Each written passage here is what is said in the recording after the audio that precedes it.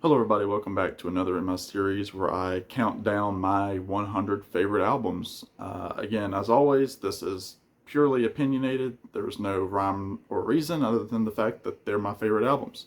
So, with that being said, I apologize if your favorite album is not on here or if it's low or what have you, but these are my favorites. So, without further ado, let's do albums 50 through 41. We're starting to that first half is taken care of. We're going to count down the bottom half here. Well, top half, I guess. So, number 50 is the debut by Led Zeppelin. I'm going to go ahead and say this is my only Led Zeppelin album on my list. It's my favorite Led Zeppelin album. I'm sorry, that's not true. Number 4 was there earlier. Led Zeppelin 1 is my favorite Led Zeppelin album, so there will not be any going forward. Again, you've got, just killer songs. I mean, I can't imagine listening to Good Times, Bad Times for the first time coming out of the speakers of this album. That's what opens the record.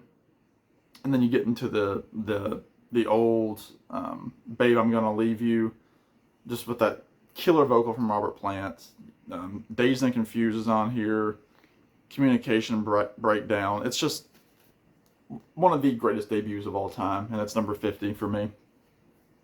Number 49, this is the album that everybody's talking about right now, Revolver by the Beatles. It was album number 7, put out in 1966.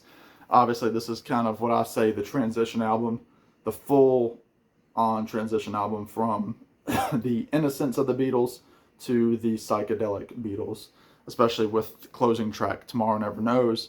I mean, you've got Eleanor Rigby on here, which is a masterpiece. You've got Yellow Submarine, which is the big sing-along. You've got 3 songs from George Harrison, which is not on, which had not been on any album prior to this. You've got the trippy "I'm Only Sleeping" by John Lennon, one of the beautiful ballads for no one, a great power pop song with Andrew Bird Can Sing. Can't wait to hear all this remastered by Giles Martin coming up, and so that's number 49 for me. Number 48, a group that I talk about all the time. This is The Head and the Heart, their album Living Mirage. It was their latest album up until this year, and change in style for the group. They're no longer folky like they were on their first 2.5-ish albums. They've gone full on pop with this album, which I'm surprised that I like this album as much as I do. But it's just I guess the sequencing of the songs really makes it great. See You Through My Eyes is a beautiful opener. People Need a Melody, again, another great one. Honeybee is just a precious love song. Has a lot of special meaning to me. Running Through Hell, I Found Out, is a great, just positive song. And then Glory of Music closes it out, just in a beautiful acoustic song at the end. So Head and the Heart, indie band from Seattle, Washington. Number 47, go back to Bob Dylan. This is his 3rd album, The Times They Are Changin'. Definitely his most political album that he's put out. Obviously, you have the title track, which was an anthem during its time, and still topical songs like Ballad of Hollis Brown, Only a Pawn in Their Game, The Lonesome Death of Hattie Carroll. He does a take on the tune of The Parting Glass with his song Restless Farewell. But he's got beautiful songs with God on Our Side, one of my top 10 favorite Dylan songs of all time. When the Ship Comes In. So it's not fully political, but for the most part, the songs that are political are incredibly biting, and I just love how he sounds. One of his acoustic albums. All right, number 46, is that right? 50, 49, 48. Yep, 46. Tom Petty. This was Tom Petty's album, Highway Companion, came out in 2006. Produced by Jeff Lynne. It was the last Tom Petty solo album, but it was the same 3 guys that had performed on the other 3.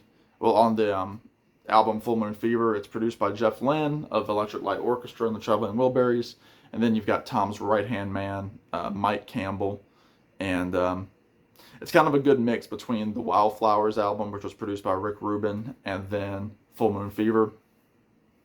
You've got rocker on here, Saving Grace, Flirting with Time is another rocker. Um, Turn This Car Around is kind of another ballad. It's a lot of ballads on here. Golden Rose is a pretty ballad. Jack, the song Jack kind of has a little bit of a harder sound at some points. So other times it's really soft. Square One is one of Petty's most beautiful ballads. I can't say enough about this album. Go see it. Go get it if you can. It's just so good. 45. Another group that I talk about sometimes. Good Old War and their album Broken Into Better Shape. This is their most recent full-length album. It came out in 2015. They did do a series of EPs online. They did like 3 EPs a few years later, but in terms of physical media, this is their most recent full-length album. They're kind of an indie, mostly acoustic group, but this album, again, is kind of trying to get into more of the mainstream, but I like it a lot. The song Broken Record is really, really great. Another one, Broken Into Better Shape, which is the title track. Beautiful lyrics. It's a trio of guys. And Don't Forget is another pretty ballad. Tell Me What You Want From Me, Fly Away. It's just produced really well. I really like it a lot. It's not everybody's taste, but I really, really enjoy it. Number 44, I just talked about them in my last video. This is the Devil Makes Three, their debut, self-titled. I can thank my friend Chris, who watches my videos. Hey Chris, for talking about this album and finally convincing me to listen to it. Songs like The Plank are on here, Graveyard, Old Number 7, For My Family, Chained to the Couch, 10 Feet Tall. And again, like I've said, you know, Devil Makes Three are kind of a punk bluegrass band. So check out this album. It is very good. Any of my acoustic Americana fans, check this out. Glenn Kellaway, Irwin, you know, even Chris Prophy. I mean, check this album out. It is so, so good. Number 43. This is a very obscure album. This is called Look Park, and the band is also named Look Park. It's so far their only release from 2016. People might know the name Adam Collingwood. He is the lead singer of Fountains of Wayne. And when Fountains of Wayne broke up, I believe in 2011 with their album Sky Full of Holes. Excuse me, it's Chris Collingwood. And I'm thinking about Adam Schlesinger, who's also in Fountains of Wayne. It's Chris Collingwood, excuse me.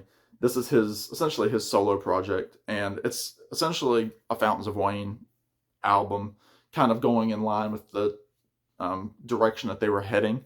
And I always said Fountains of Wayne could have made a good country album. And this is probably the most mellow of, in terms of like the musicality, but it's great pop, acoustic, still jangly a little bit, like Fountains of Wayne, Look Park. The songs, Stars of New York, Minor is the Lonely Key is a fantastic song. You Can Come Round If You Want To is probably the most Fountains of Wayne sounding song, kind of like Hey Julie. Save Yourself, Get On Home is a great closer. Get this album if you can, if you like Fountains of Wayne and power pop, that kind of thing. Check it out. Number 42, I talked about this band in my previous video. This is my favorite Who album. This is Tommy. And of course, it's the rock opera from 1969. Everybody knows about Tommy. I don't have to get into it. It's about the deaf, dumb, and blind boy, Pete Townsend. It's the first rock opera, from what a lot of people say, although there are differing opinions on that. Not really any major hits on here other than Pinball Wizard, and then the end of We're Not Gonna Take It, which breaks into the song Listening to You, which is just a great song. You know, listening to you, I get the music.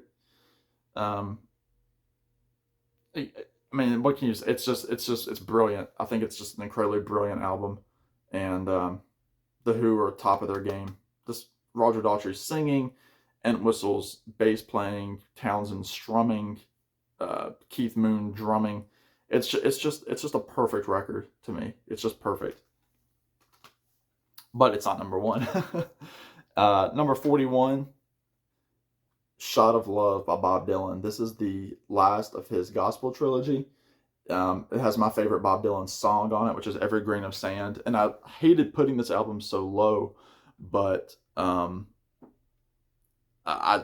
couldn't warrant putting it any higher just because I love that song so much. It's got my favorite Dylan song, but it's not my favorite Dylan record. You got the title track, Shot of Love, Heart of Mine, Property of Jesus is a rocker. I know Chrissie Hynde has covered that.